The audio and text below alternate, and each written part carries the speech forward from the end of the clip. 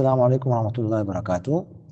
اسامہ عبداللہ صاحب نے سوال کیا ہے کہ اگر کوئی استاذ بچے کو پڑھا رہا ہو اور آیت سجدہ پڑھائے تو اس پر سجدہ تلاوت واجب ہوگا کہ نہیں؟ اگر ہوگا تو استاذ اور بچے دونوں پر ہوگا یا صرف استاذ پر ہوگا؟ کیا حکم ہے؟ دیکھیے، اگر تو وہ بچہ نابالغ ہے نا تو بچہ خود پڑھے یا کسی سے سنے، نابالغ پر تو سجدہ تلاوت واجب نہیں ہوتا۔ البتہ اگر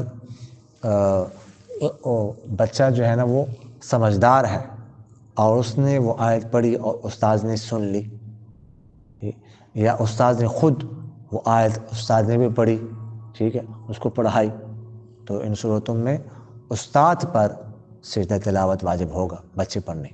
اور اگر بچہ بہت چھوٹا ہے جو سمجھدار نہیں ہے، وہ پڑھے، استاذ سنے اور استاذ خود نہ پڑھے، تو اس صورت میں نہ استاذ پر سجدہ تلاوت واجب ہوگا اور نہ بچے اور بچی پر سجدہ تلاوت واجب ہوگا۔ جزاکم اللہ۔